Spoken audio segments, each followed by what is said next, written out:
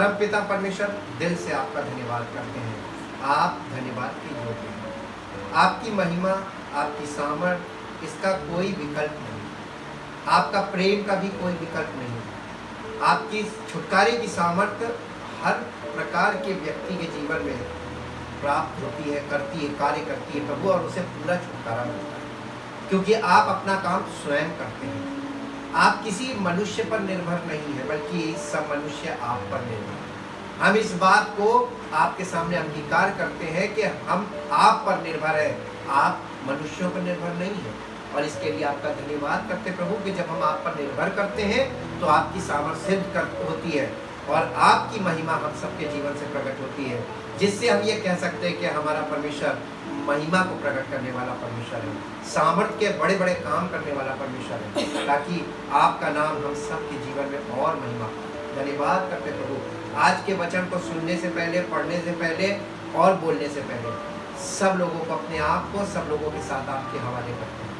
आपकी पवित्र आत्मा की उपस्थिति के लिए धन्यवाद करते हैं और चाहते हैं पवित्र आत्मा की सामर्थ्य हमारे बीच में कार्य करे और छुटकारे के काम हो और सामर्थ्य के काम हो, अद्भुत आश्चर्य कर्मों के द्वारा ये बात सिद्ध हो कि हम परमेश्वर की उपस्थिति में गए थे और उसका नाम हमारे जीवन में महिमा पाए। यीशु मसीह के नाम से प्रार्थना करते हैं, आमीन।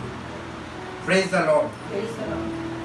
जैसा कि कल हमने आपको बताया था, प्रेजेंस ऑफ गॉड पार्ट 16 है आज, और हम ओल्ड कॉवेनेंट और न्यू कॉवेनेंट यानी पुरानी वाचा और नई वाचा, इन दोनों के अंतर को, कल मैंने उसका रैंडम बताया था, आज हम थोड़े पॉइंट्स लेकर चलेंगे इन दोनों पार्ट्स के। ये ओल्ड कॉवेनेंट का जो मुख्य व्यक्ति है वो है मूसा, और नई वाचा का जो मुख्य व्यक्ति है या मध्यस्थ है वो है प्रभु यीशु मसीह।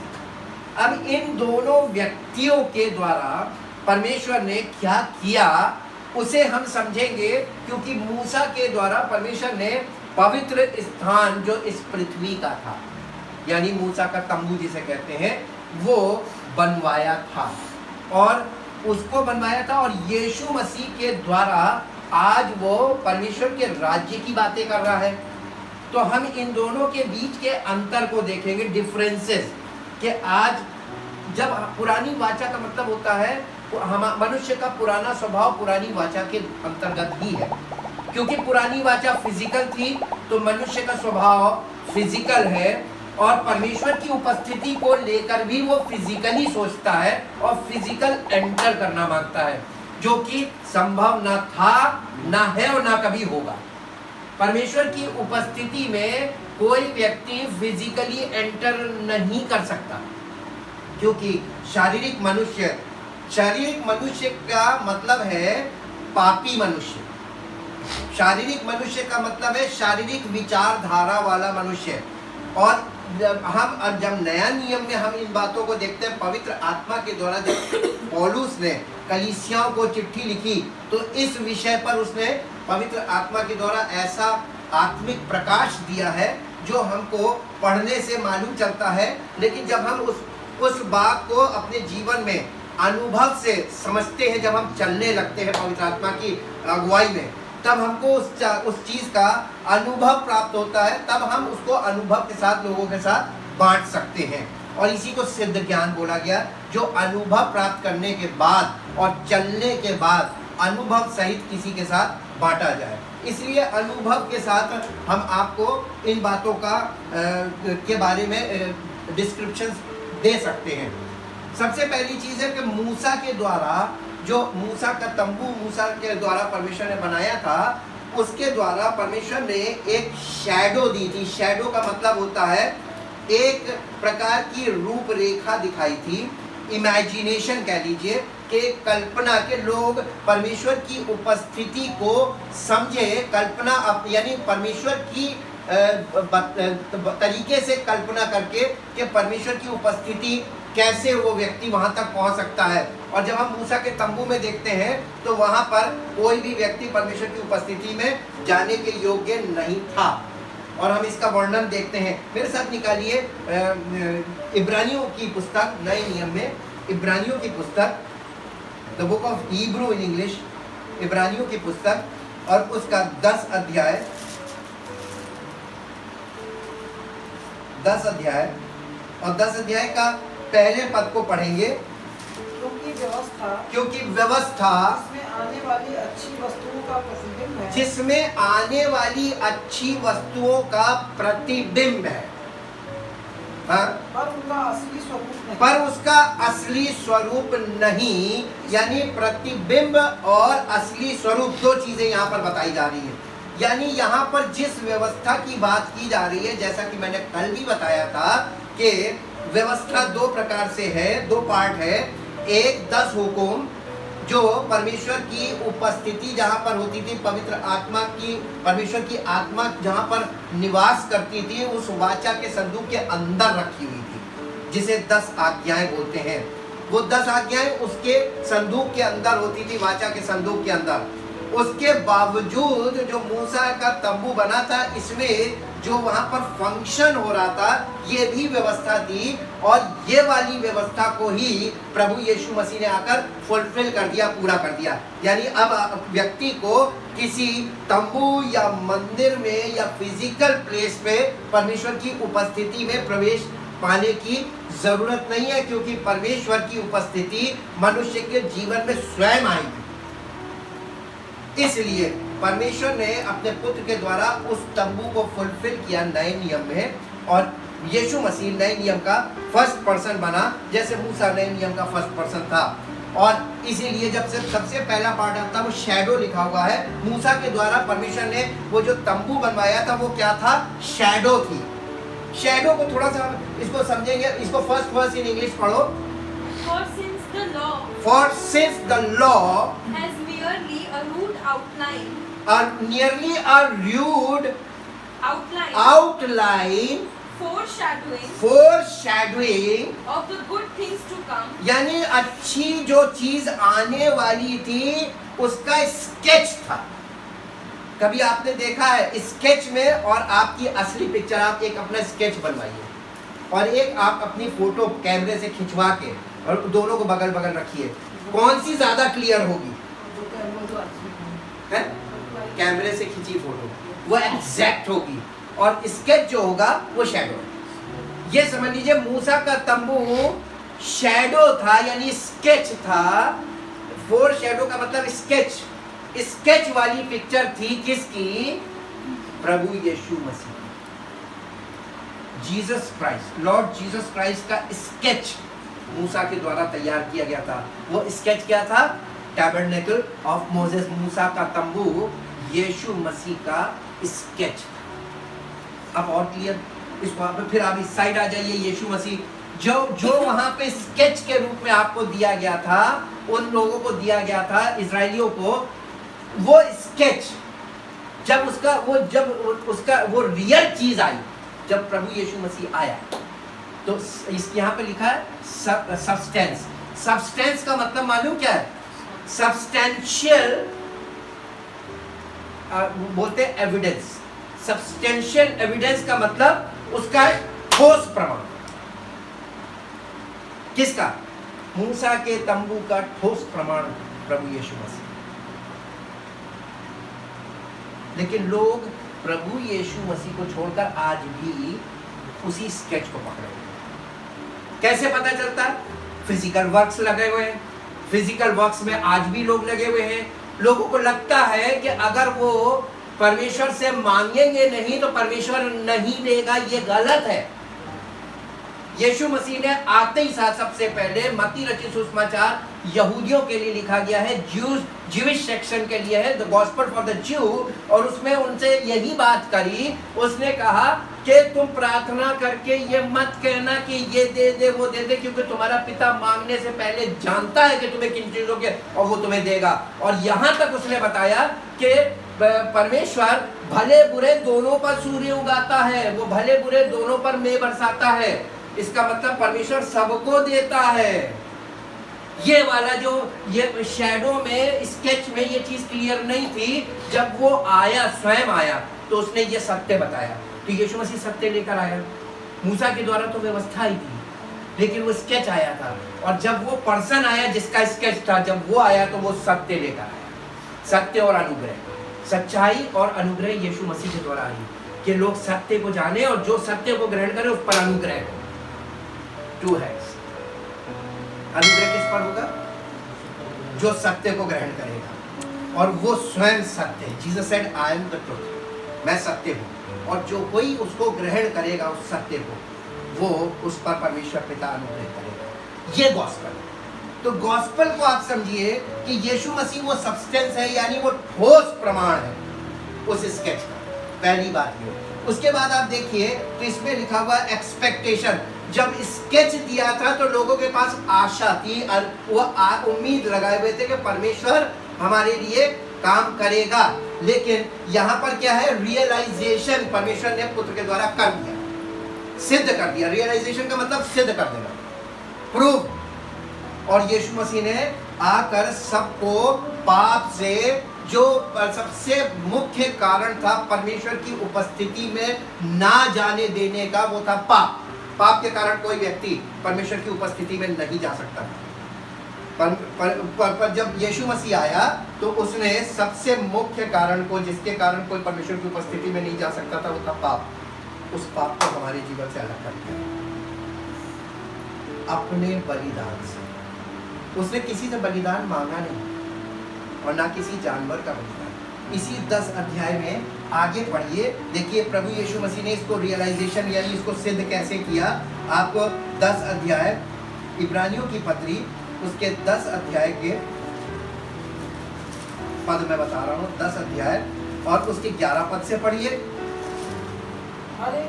हर एक याजक तो खड़े होकर प्रतिदिन सेवा करता है। और एक ही प्रकार के बलिदान। इस वाले मोसेस वाले सेक्शन में हर एक याजक तो खड़े होकर प्रतिदिन सेवा करता है और एक ही प्रकार के बलिदान, और जो पापों को कभी भी दूर नहीं कर सकते, बलिदानों को जो पापों को कभी दूर नहीं कर सकते, बार बार चढ़ाता है। परंतु ये व्यक्ति तो यानी जीसस क्राइस्ट पापों के बदले एक ही बलिदान सर्वदा के लिए चढ़ाकर परमेश्वर के दाहिने जाकर कहाँ चला गया? हाई प्रीस्ट बन गया, परमेश्वर की उपस्थिति में चला गया, वहां पे बैठा हुआ। वहां पर तो कोई परमेश्वर की उपस्थिति में बैठ ही नहीं सकता। तो यहाँ पे क्या नहीं था वो यहाँ सब पूरा हो गया। कौन सा वाला सेक्शन ज्यादा सही है? जो सिद्ध है। जो सिद्ध नहीं है उसे सब पकड़े खड़े हुए हैं, और जो सिद्ध है उसको कोई समझ नहीं पा रहा। ठीक, तब क्योंकि लोग परमेश्वर की पवित्र आत्मा के संपर्क में जाते तो हैं, लेकिन पहली बात वो परमेश्वर का वचन सुनने में इंटरेस्टेड नहीं है, पहला कारण। दूसरा, ऐसा इसलिए है क्योंकि पाप शरीर में प्रबल है और शरीर के कारण पाप आपको सुनने में इच्छा पैदा नहीं होगी। जब पापी व्यक्ति है उसको ये बातें इच्छा नहीं करती सुनने की, इंटरेस्ट नहीं। लेकिन जो लोग प्रभु यीशु, जो पीड़ित लोग होते हैं, प्रभु यीशु मसीह के पास कौन लोग आते हैं मालूम आपको? पीड़ित लोग आते हैं। और जब कोई पीड़ित व्यक्ति होता है वो आप 3 घंटे आप उसको दिन भर बैठा वो दिन भर बैठ के सुनेगा, मालूम क्यों? पीड़ित है। लेकिन अगर वो पीड़ित नहीं है तो कभी बैठ के सुनेगा? 5 मिनट नहीं रुकेगा। बिल्कुल सही बोला, 5 मिनट नहीं रुकेगा, क्योंकि वो पीड़ित नहीं है। तो प्रभु यीशु मसीह के पास इंसान कब आएगा? जो पीड़ित व्यक्ति होगा वो आएगा। और इसीलिए अंत के दिनों के लिए ही भविष्यवाणी है कि अंत के दिनों में लोग मसीह करेंगे और मसीह के ढूंढेंगे, मसीह के पीछे चलेंगे। मालूम क्यों? क्योंकि अब पीड़ाएं इतनी बढ़ चुकेंगी। लिखा है पीड़ाओं का आरंभ, मत्ती 24 में जाके देखिए, पीड़ाओं का आरंभ 2 पार्ट है। पहला पार्ट हल्की पीड़ा है और जो उसका दूसरा पार्ट है भयानक पीड़ा है। और अब हम लोग कौन से सेक्शन में खड़े हैं? भयानक पीड़ाएं आएंगी, भयानक ऐसी परिस्थितियां आ रही हैं जिनके बारे में सुन के रूह कांपते हैं। अभी आप लोगों को बहुत सी चीजें नहीं मालूम है, लेकिन आने वाले समय में जैसे जैसे आपको ये पता चलेंगी ना, वैसे वैसे आपकी हालत खराब होगी। और वैसे वैसे अगर आप मसीह में हैं तो आप भाग भाग कर उसकी शरण में। हालेलुया। मसीह कहीं नहीं जाएगा, वो अपने ऑफिस में बैठा हुआ है, और उसका सच्चा सेवक होगा वो भी कहीं नहीं लोगों के पीछे भागेगा। उसे मालूम है लोग भाग के आएंगे। जब आप परेशान होंगे तो भाग के आएंगे। जरूरत किसकी? प्यासा कुएं के पास जाएगा कि कुआं प्यासे के पास? प्यासा कोई के पास आएगा। जो कोई प्यासा हो, यीशु मसीह ने क्या कहा था? जो कोई प्यासा हो वो मेरे पास आए और पिए। खुला निवेदन है, ओपन इनविटेशन बोलते हैं, यानी सबको ये निवेदन है। उसने जातियों को निवेदन नहीं दिया, उसने विशेष जाति को, विशेष समुदाय को नहीं, बल्कि समस्त मानव जाति को ये ओपन इनविटेशन दिया है। जो कोई प्यासा हो, उसने क्या कहा था? जो कोई प्यासा हो मैं उसके घर पे नल लगवा दूंगा, बोरिंग करवा दूंगा, बोरिंग करवा दूंगा। ये सब वादे नहीं किए। उसने क्या कहा? जो कोई प्यासा हो आए और पिए। मेरे पास आए और पिए। पास में आना पड़ेगा आपको पीने के लिए। और किसके पास? यीशु मसीह के पास आना पड़ेगा। जीवन का जल जो है ये वो अपनी प्रेजेंस में बुला रहा, प्रेजेंस ऑफ जीसस क्राइस्ट। कलीसिया मालूम किसे बोलते हैं? जहां मसीह की उपस्थिति में लोग आते हैं और यीशु मसीह की उपस्थिति वहां होना अनिवार्य है। और अगर सेवक मसीह की आत्मा में नहीं है तो वहां मसीह की उपस्थिति नहीं होगी, वहां लोगों को प्यास नहीं बुझेगी, उन्हें संतुष्टि नहीं मिलेगी, छुटकारे के काम नहीं होंगे, सामर्थ के काम नहीं होंगे, क्योंकि वो केवल वही करता है, सेवक नहीं करता। सामर्थ के काम वो स्वयं करता है। हमको तो सिर्फ उसकी उपस्थिति को धारण करना है। और पवित्र आत्मा परमेश्वर की वो उपस्थिति है, परमेश्वर के इकलौते पुत्र की वो आत्मा की सामर्थ है जो सिद्ध है। Holi spirit is a perfect spirit of God. वो सिद्ध आत्मा है और उसका हमारे जीवन में होना ये हमारी खूबी नहीं, ये उसका प्रेम और अनुग्रह है कि वो हमारी जीवन में। हालेलुया। ये घमंड का विषय नहीं, बल्कि ऐसे व्यक्ति को तो और दीन और नम्र होना चाहिए कि प्रभु हम इस लायक नहीं है, लेकिन आपकी उपस्थिति हमारे जीवन में। हालेलुया। तो ये रियलाइजेशन मसीह के द्वारा उस चीज का सिद्ध होना। और उसके बाद तीसरा पॉइंट है वेल ऑन हार्ट।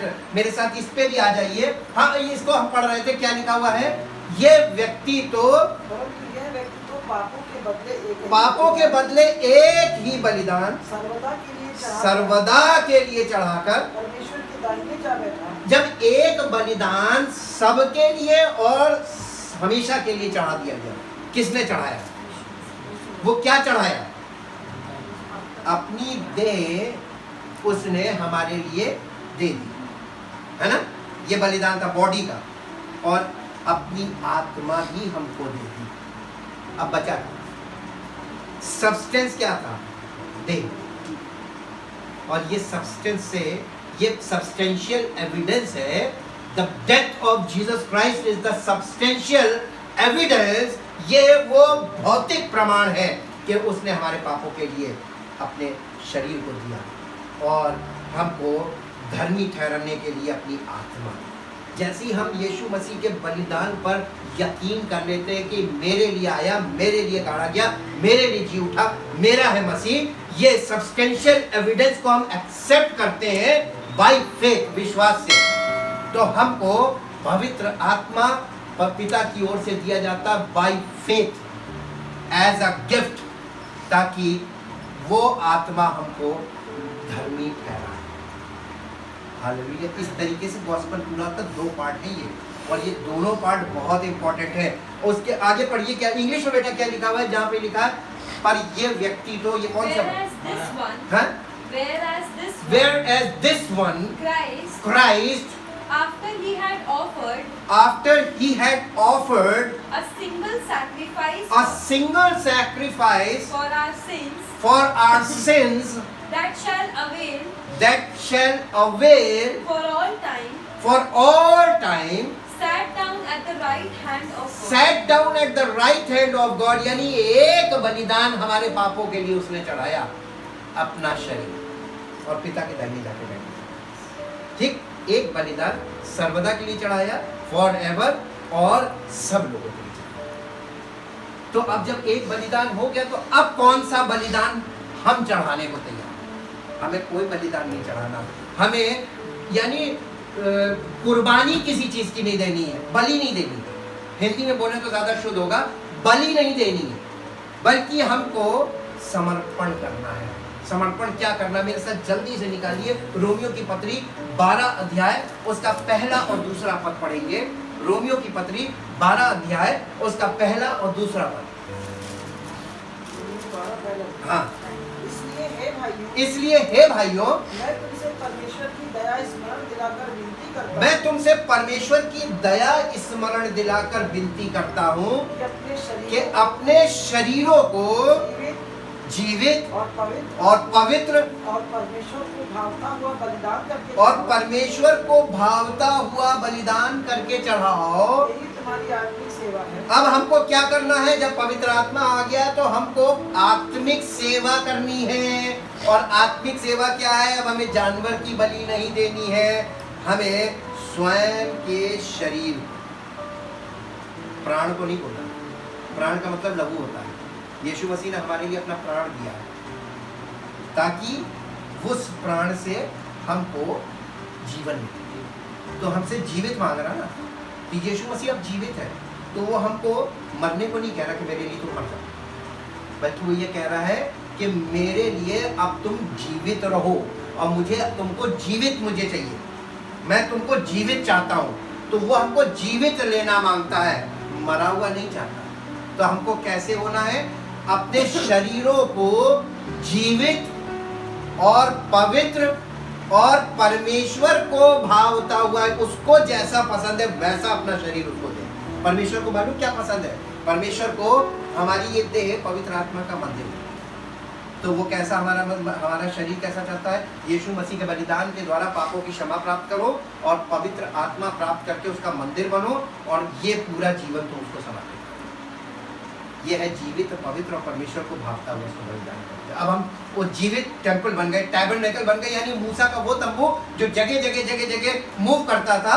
परमेश्वर की उपस्थिति में हम मूव करना शुरू करेंगे उसकी इच्छा के अनुसार, अपनी इच्छा के अनुसार नहीं।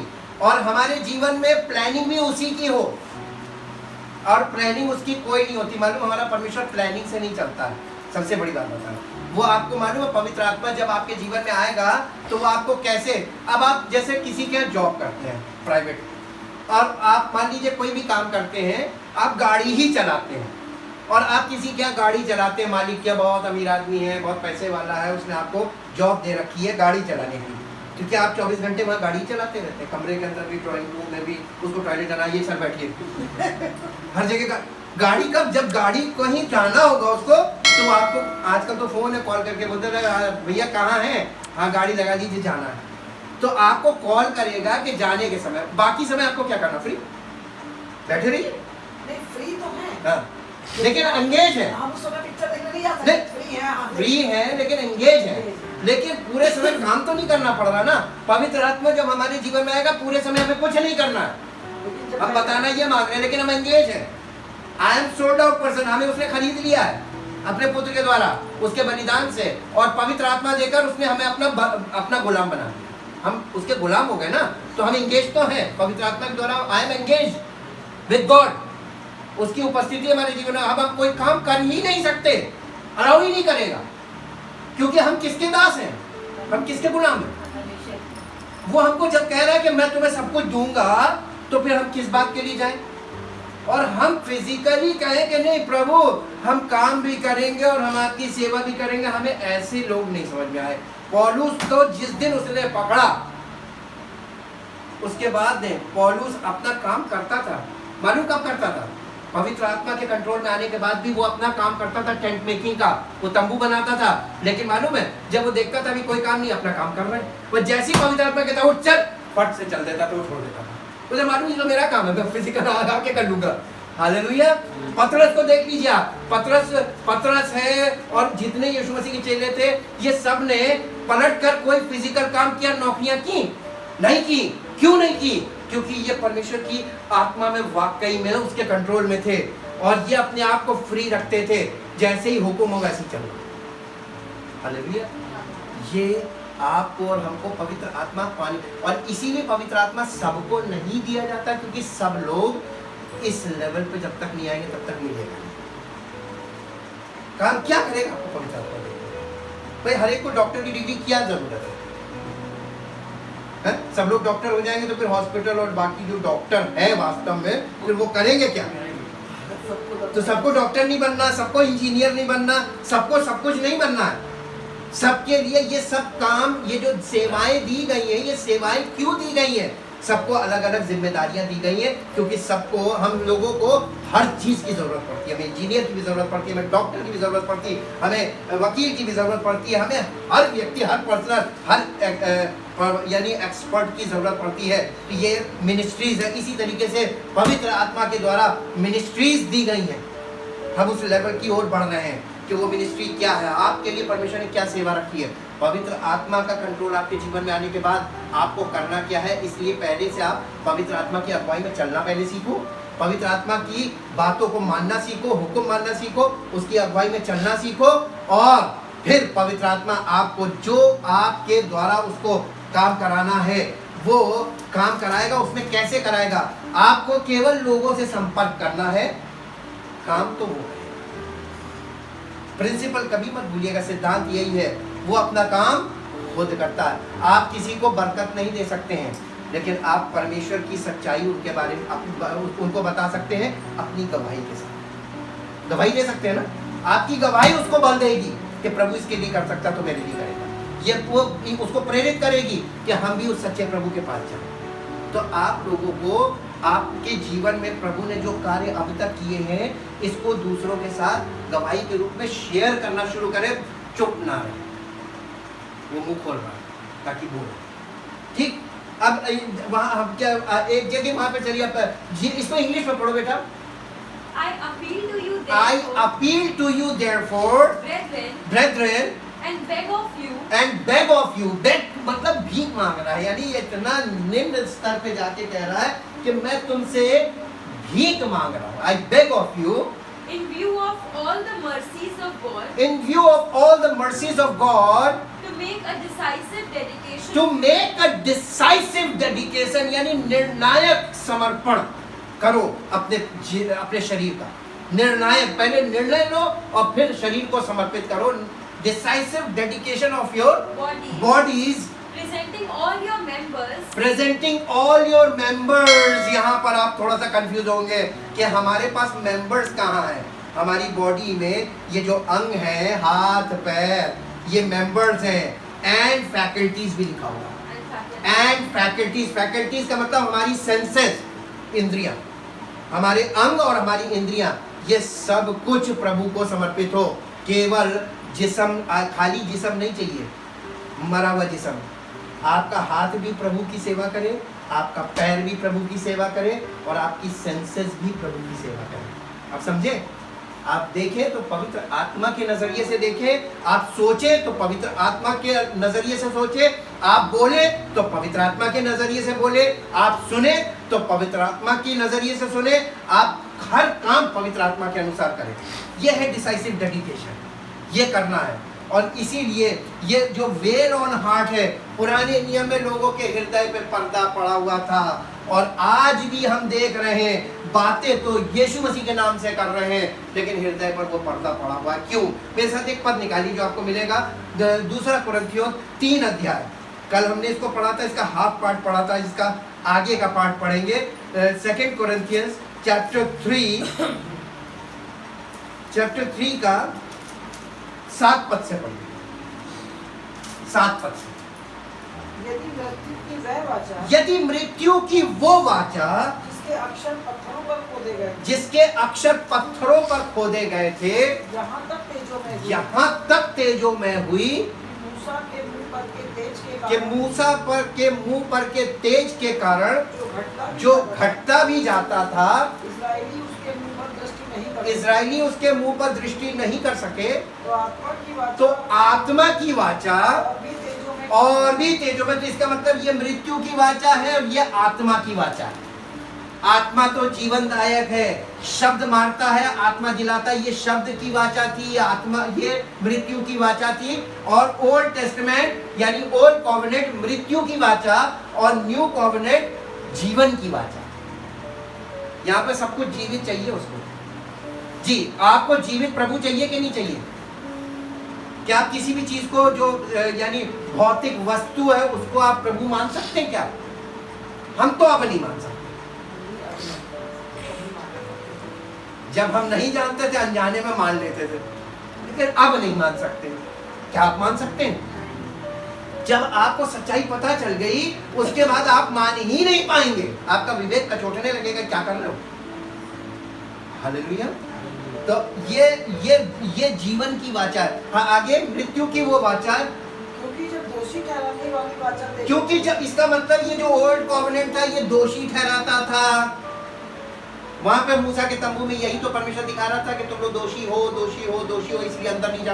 दोषी ठहराने वाली वाचा तेजोमय थी, धर्मी ठहराने वाली तो वाचा, ये वाचा तो धर्मी ठहराती है। और भी तेजोमय क्यों? और भी तेजोमय क्यों ना होगी, तो इसके तेज से इसका तेज ज्यादा हो। ग्लोरी में अंतर है। Old testament glory and new testament glory. Musa के द्वारा जो महिमा आपको दिख रही है वो ज्यादा है कि यीशु मसीह के द्वारा जो महिमा वो ज्यादा है। यीशु मसीह। तो लोगों को यीशु मसीह वाली महिमा नहीं दिख रही, आज भी वो पुराने नियम की बातें करते हैं। आज भी लोग शुरुआत क्या करते हैं, आप देखिए, आप लोगों के प्रचार को सुनिए तो वो कहेंगे कि परमेश्वर ने कहा मैं तुम्हें आशीष दूंगा यदि तुम मेरी उपासना करोगे। तो मैं तो ये कहाँ लिखा हुआ, पुराने नियम में लिखा, व्यवस्था की बातें पढ़ पढ़ के सुना रहे लोगों को, और फिर सीधे ले आते हो पुराने नियम से उठा के कि यीशु मसीह के नाम से प्रार्थना कर रहे हैं। अरे यार, वो बात यीशु मसीह ने वादा किया ही नहीं, तुम उसको, उस वायदे को यीशु मसीह से कैसे जोड़ सकते हो। यीशु मसीह ने हमारे लिए काम किया है, वो परमेश्वर ने जो वायदे किए थे उसे पूरा किया है यीशु मसीह ने। और लोग क्या सोच बैठे, इसलिए ये इधर से उधर से इधर मिक्स कर रहे हैं। ये मिक्सिंग नहीं होनी, ये दोनों अलग अलग है। आगे चल पढ़िए। और जो तेजोमय था, वह भी उस तेज के कारण, वो भी उस तेज के कारण जो उससे बढ़कर तेजोमय था, कुछ तेजोमय ना ठहरा। उससे बढ़कर तेजोमय कौन था, मूसा से बढ़कर, जो उसके मुंह पर से तेज निकला, तो उससे बढ़कर तेजोमय कौन था, प्रभु यीशु मसीह। उसके आगे कोई तेजोमय नहीं रहा जी।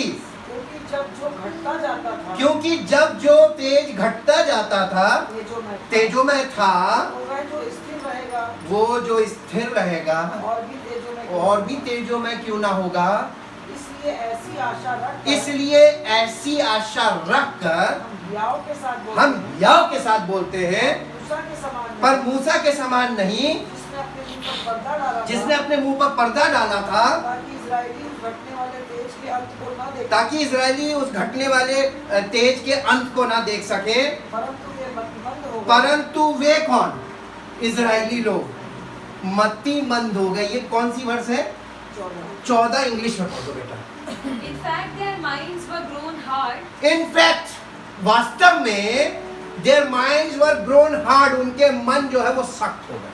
And calloused. And calloused, calloused का मतलब कि उनमें ऐसे वो धुंधलापन आ गया उनके माइंड में कि उनको कुछ समझ ही नहीं आया कि सच क्या है, वास्तविकता है They had become dull. They had become dull and had lost the power of understanding. and lost the power of understanding, यानी उनकी समझ है वो, उनको अपनी समझ खो बैठे, ओफो, आउट ऑफ माइंड हो गए, मतिमंद। इसकी कितनी गहरी बात है ये मतिमंद होने का मतलब, कि आउट ऑफ माइंड हो गया, उनकी समझ में ही नहीं कुछ आया ये हुआ क्या। आगे, क्योंकि आज तक, टिल टुडे, आज तक, और जब कभी आप इस पुस्तक में इस हिस्से को पढ़ेंगे तब तक, आज तक ही इसको आप पढ़ेंगे, और जब आप संसार में देखेंगे तो आपको ये चीज दिखाई देगी कि आज तक ऐसा हो रहा है, और हो रहा है, कलीसियाओं में हो रहा है, ऐसा ही हो रहा है। पुराना नियम पढ़ते समय सब कंफ्यूज्ड है, उन्हें समझ ही में नहीं आ रहा जी, they are closed, out of mind. आगे पढ़िए। आज तक पुराना नियम पढ़ते समय हृदयों पर वही पर्दा पड़ा रहता है। वो आज वो पर्दा कहाँ आ गया, वो जो प्रेजेंस ऑफ गॉड में अंदर होली ऑफ होलीज में वो पर्दा पड़ा हुआ था। सच्चाई ये है कि जब यीशु मसीह ने प्राण त्यागा था तो वो पर्दा फिजिकल टेम्पल में तो उसी समय खत्म हो गया था, फट के 2 भाग हो गया था ऊपर से नीचे तक, और वो टेम्पल भी आज नहीं है जिसमें वो पर्दा फटा था। तो वो उपस्थिति है कहाँ आज? आज मसीह ने अपने, जो कोई उस पर विश्वास करता है वो पवित्र आत्मा के रूप में उसके लोगों में आ गई, और जिसमें नहीं है उसकी दशा यहाँ पर लिखी हुई है कि आज तक पुराना नियम पढ़ते समय वो पर्दा उनके दिलों पर पड़ा। इंग्लिश में क्या लिखा हुआ? For until this present day, For until this present day, when the Old Testament when the Old Testament is being read, the same the same wheel wheel still lies on their hearts, their hearts, not being lifted, not being lifted, that in Christ, in Christ, क्योंकि वो मसीह में नहीं है इसलिए वो पर्दा पड़ा होगा। कहाँ? आप अब ये पर्सनली पर्दा है। अब वो वाला पर्दा मंदिर वाला फट गया, अब पर्दा कहाँ आ गया? लोगों के दिलों में आ गया। और आज देख लीजिए आप YouTube पे और सब जगह प्रचार की कमी नहीं है, प्रचारकों की कमी नहीं है, कमी तो इस बात की है कि इसके इनके दिलों पे वो पर्दा पड़ा हुआ है। वो कौन हटाएगा? The veil on their heart, यानी ये ओल्ड कॉवेनेंट वाले लोग हैं जिनके पर्दा पड़ा हुआ है। आज भी आपको ये लोग मिलेंगे। और आगे पढ़िए क्या लिखा हुआ है? पर वो मसीह में उड़ जाता पर वो मसीह में उड़ जाता है। इंग्लिश में क्या लिखा हुआ है?